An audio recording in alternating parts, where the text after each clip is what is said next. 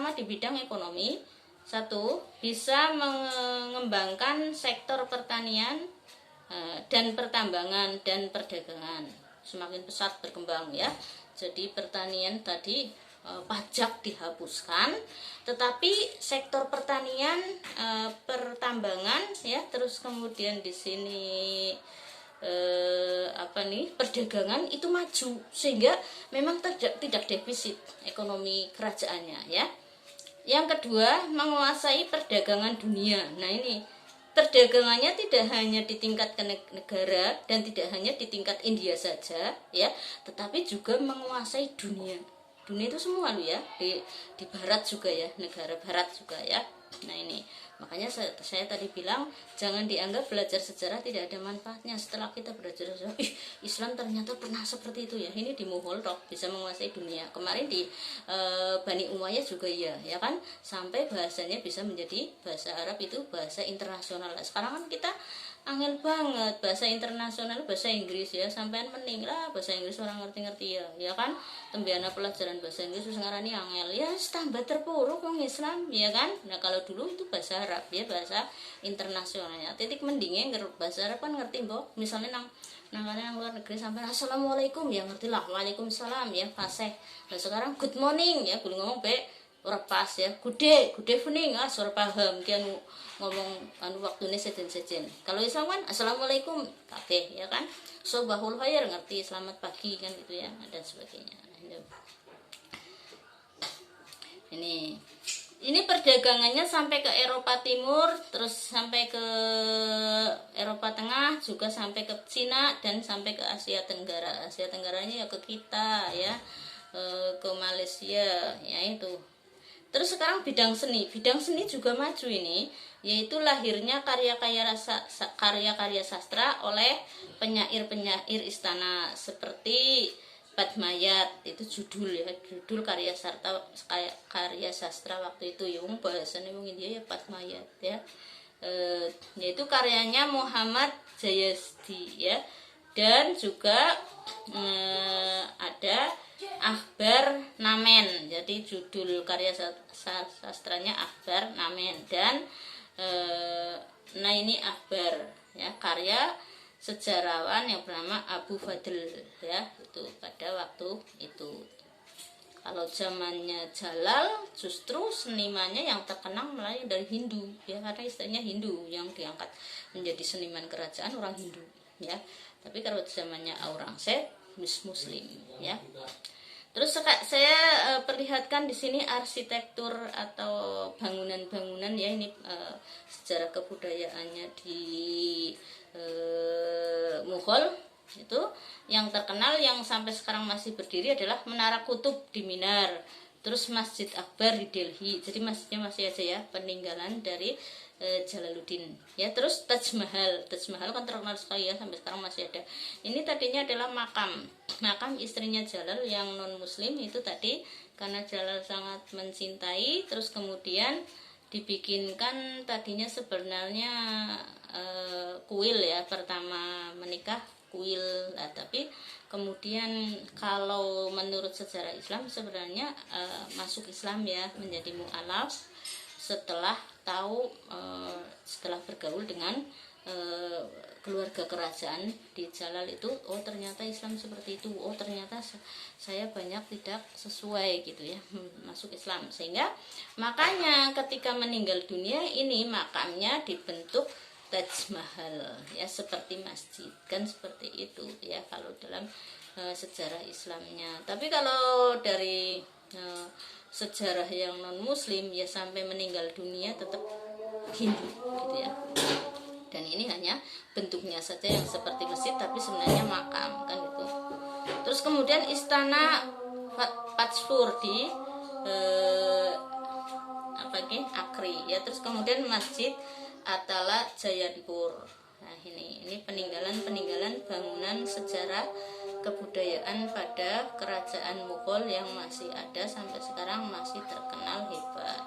Nah, ini sampai kemudian kekuasaan berakhir itu ada 9 raja ya. Yang pertama Bahadur Shah, yang kedua Azimus Shah, ketiga Sihandar Shah, yang keempat Faruk Siar, yang kelima Muhammad Shah, yang keenam Ahmad Shah, yang ketujuh Shah Alam, yang selanjutnya Akbar II, yang kesembilan Bahadur Shah. Nah, ini Aurangzeb tadi di tengah-tengah antara Bahadur Shah dan Akbar ini ya. Karena Aurangzeb adalah cucu ya.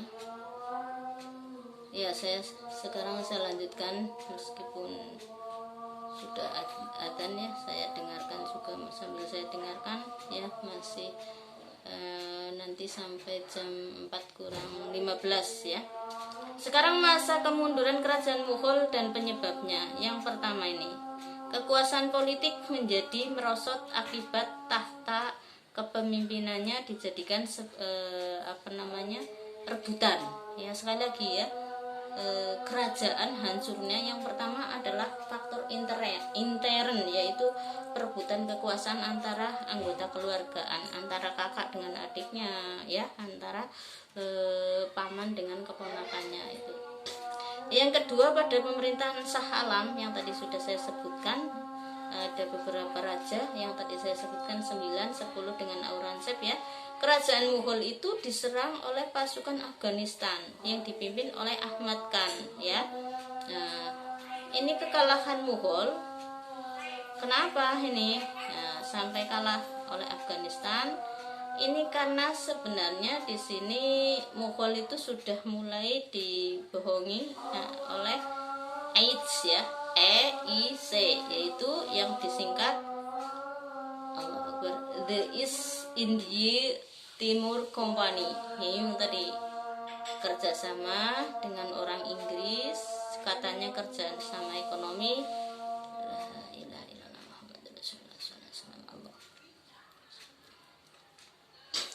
Nah itu ya, yang tadinya ngomongnya kerjasama ekonomi Inggris ini, tapi lama-lama mengambil alih kekayaan negara, bahkan negaranya ya. Ini AIDS ini ya, yang tadi singkatannya apa tadi, AIDS ya. Ada apa namanya, The India ya, ya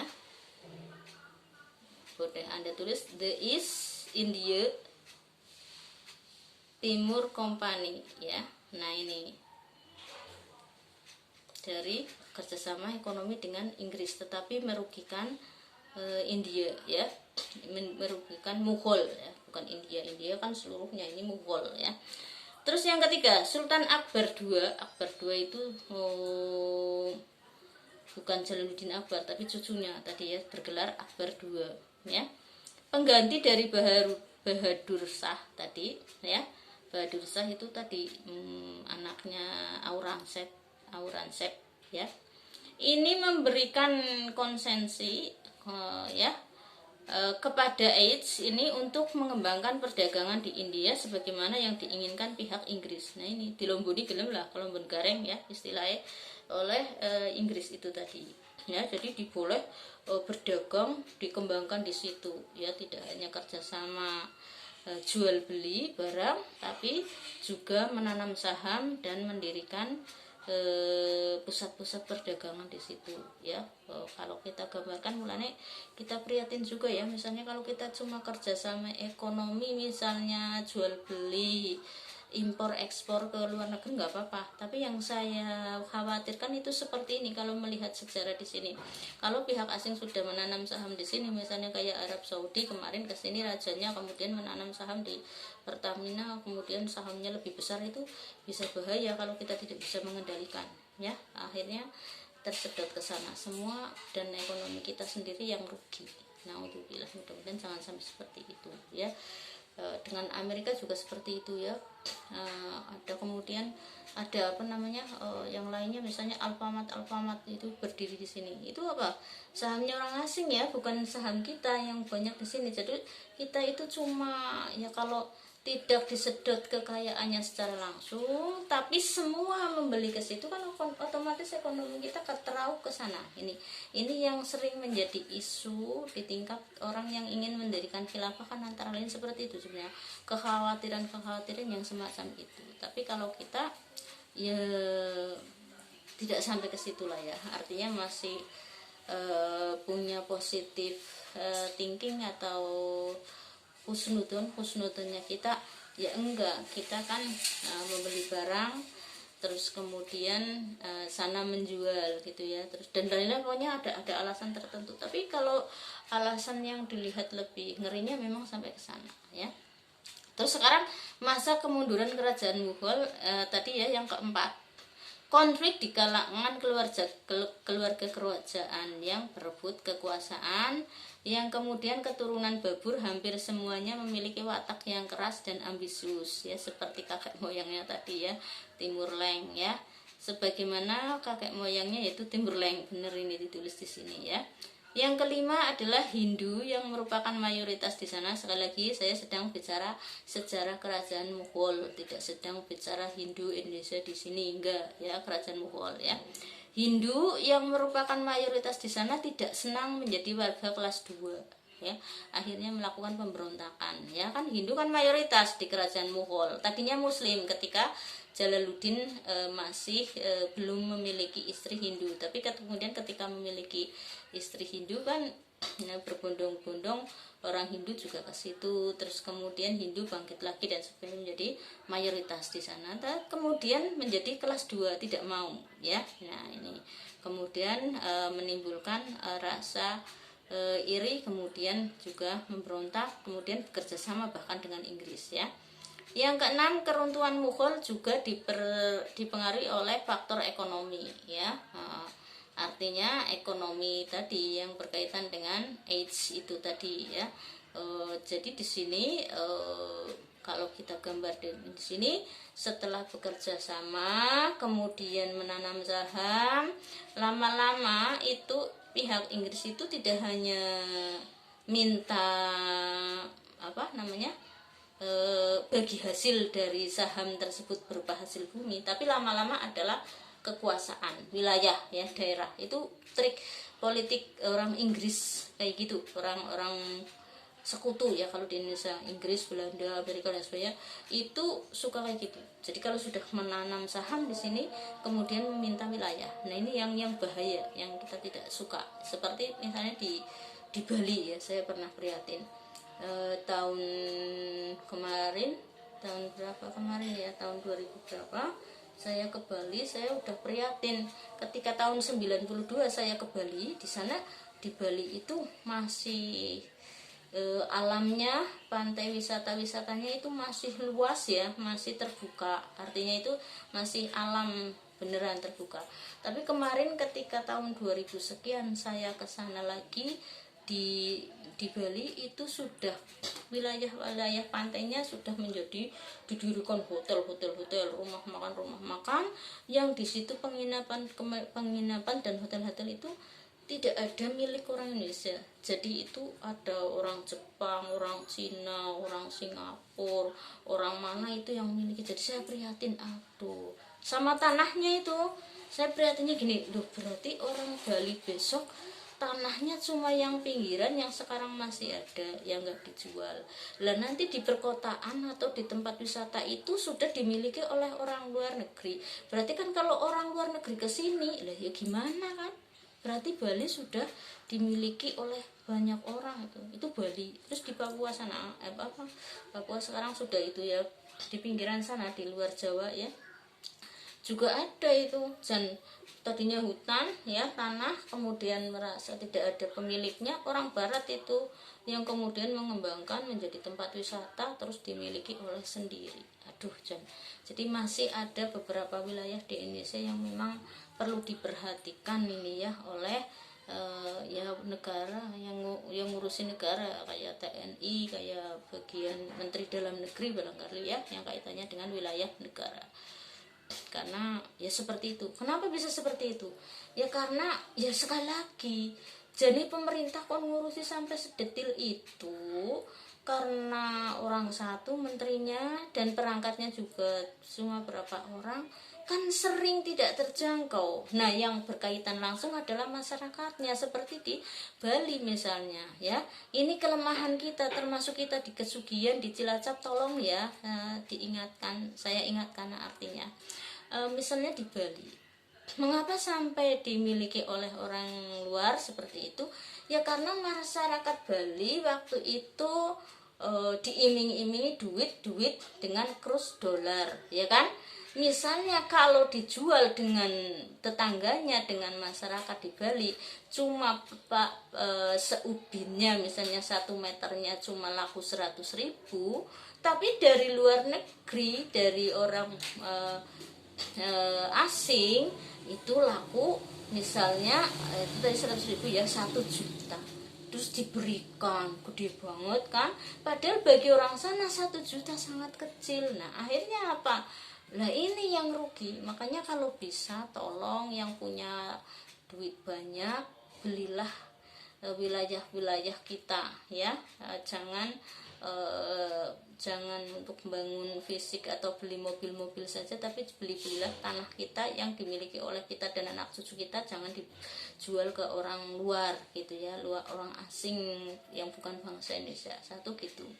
Yang kedua, tolong jangan jual-jual tanah kepada orang asing meskipun harganya lebih tinggi dari masyarakat kita, kalau memang Anda cinta tanah air dan memikirkan atau peduli pada keturunan kita nanti mau hidup di mana, punya tanah di mana. Meskipun kalau kita lihat dari segi tasawuf secara Gus Bahane ya orang usah ngurusi kayak gue, kabeh bumi ini Gusti Allah ndean. Kisi orang krungu Gus Bah ngendika kayak gue, tapi saya bayangkan karena Gus Bah orangnya enjoy dan berpikirnya praktis dan kepenakan gitu ya. Mungkin orang usah mikir nah ya gue, engko tuli anu wayahe duwe ya duwe anu umah nang Amerika ya mula orang gue ya. Ini kan logika manusia ya. Terus sekarang akhir kekuasaan kerajaan Mughal ini ya sudah jelas. Setelah itu kemudian sedikit demi sedikit wilayah kekuasaannya diminta oleh Inggris.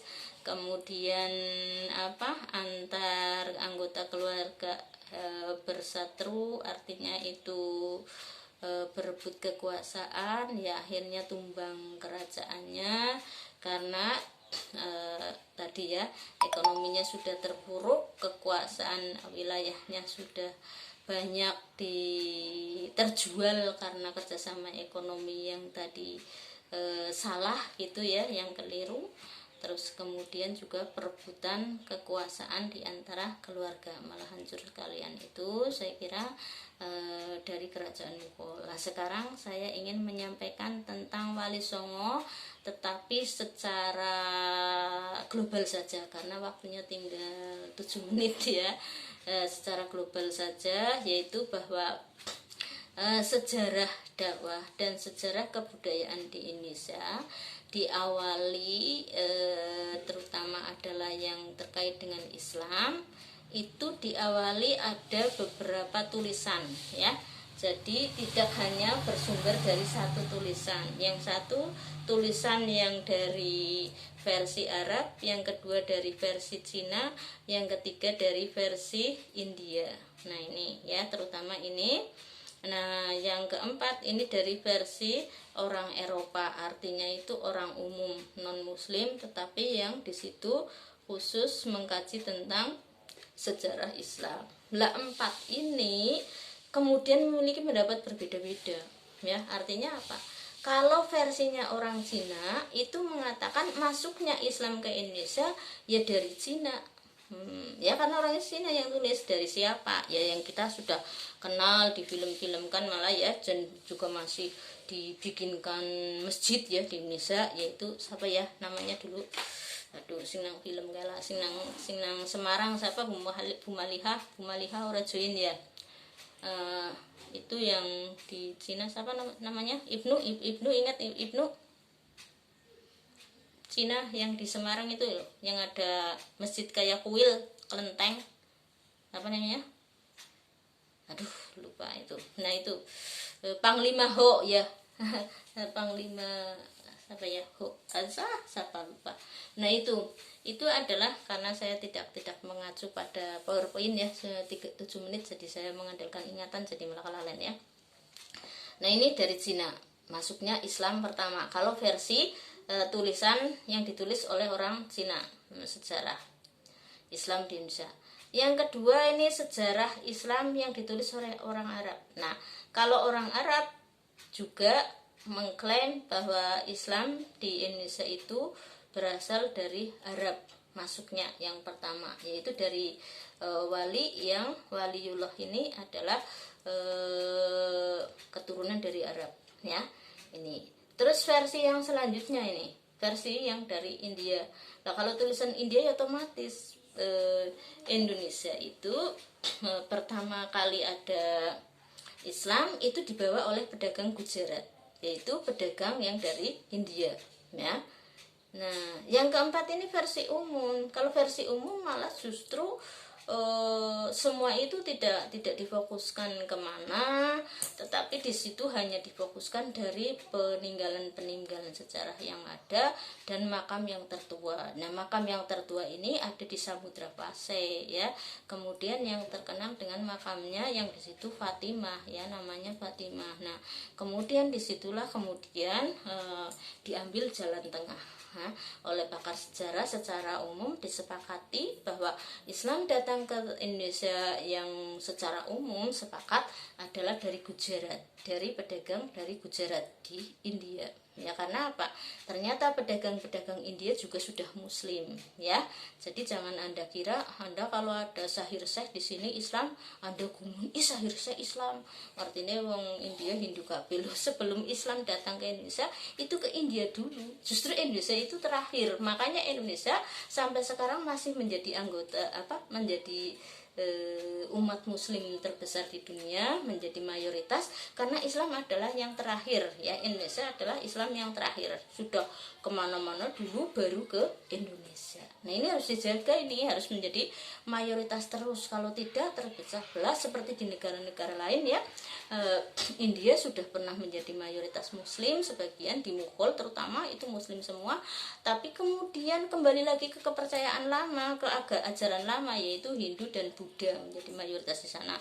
Jadi muslim tidak mayoritas lagi kan begitu, karena yaitu perpecahan yang dipicu oleh berbagai pihak kemudian masah. Lah kalau di Indonesia masah seperti itu ya bisa seperti itu, naudzubillah min dzalik. Makanya jangan gitu ya. Itu India. Nah Cina apalagi tadi ya, yang namanya Panglima Cheng Ho ya, baru ingat ya.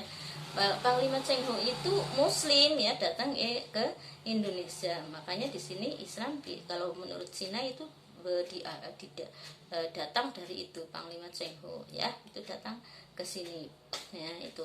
Nah jadi sampean jangan heran kalau di sini ada orang muslim ya, orang Tionghoa masuk Islam terus sampean undang ustadz terus kon ceramah, aduh ngerti ajaran Islam ora, kon ceramah akhirnya salah kabeh orang genah. Kecuali kalau muslimnya memang ngaji kebetulan sudah bertahun-tahun ya monggo diundang, tapi yang harus mualaf aja kalau menyampaikan Islam pede sampean gumun ana wong Tionghoa, ana wong Cina masuk Islam ya ora bener. Wong dari dulunya juga Cina lebih dulu dari Islam, dari Islam di Indonesia ya.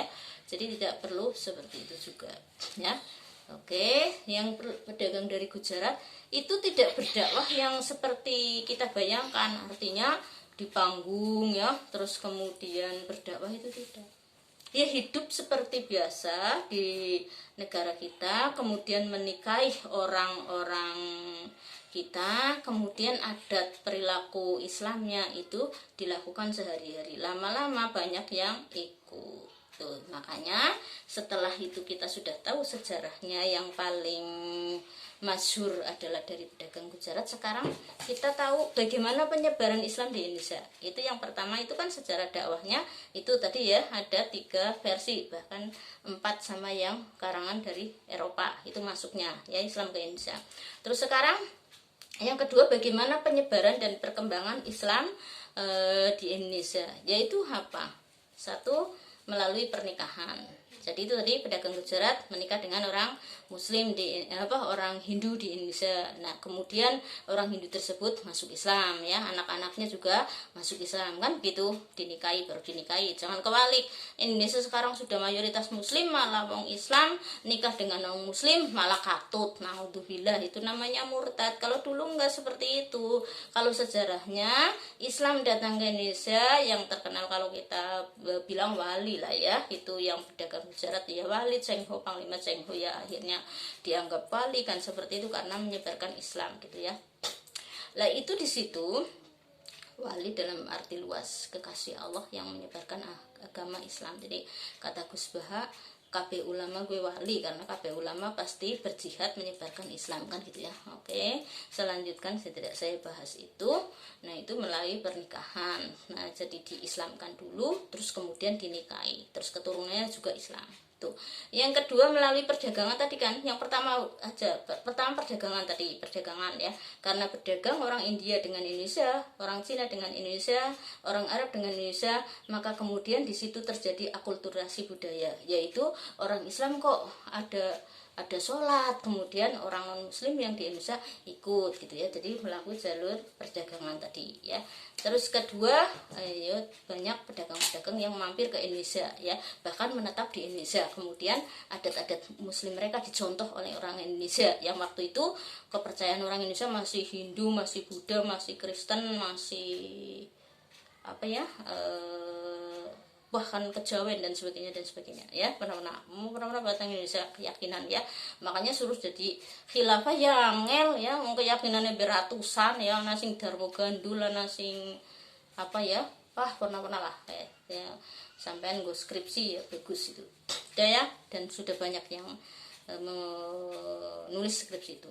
Nah ini melalui perdagangan. Yang kedua perkawinan tadi.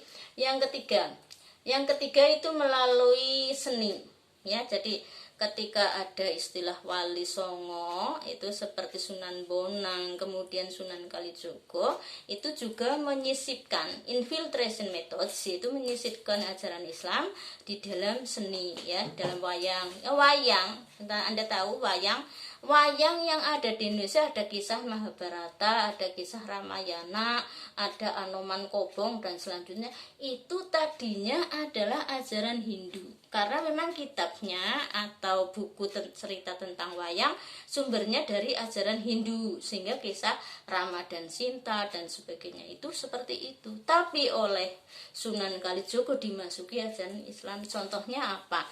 Contohnya ketika senjata yang tidak bisa dilawan, yang semua itu akan bahagia adalah jimat Kalimosodo. Lah jimat Kalimosodo maksudnya Sunan Kalijogo adalah kalimat syahadat ya, 2 kalimat syahadat. Maka barang siapa sudah memegang syahadat lain itu akan menjadi sakti, orang bisa mati. Ya memang Islam kan orang bisa mati, akhirnya gue orang bisa kalah nang sapa bae, akhirnya mangkola la ilaha illallah dakhalal jannah kan gitu, masuk surga, berarti kekal di dalam surga. Itu maksudnya Sunan Kalijogo memasukkan ajaran itu. Padahal tadinya ketika dalam wilayah cerita Hindu ya jimat temenan sing dikalungkan atau yang diapa. Nah itu kebaliknya orang sekarang malah aneh ya, malah nganggo jimat temenan seperti ini ya, cincin batu-batu kayak gitu, cincin batu-batu jere ki nggo jimat ki nek nganggo kiye engko dadi laris ngajine, nek nganggo kiye engko berwibawa di depan mahasiswa. Jangan seperti itu ya, semua adalah minallah ya.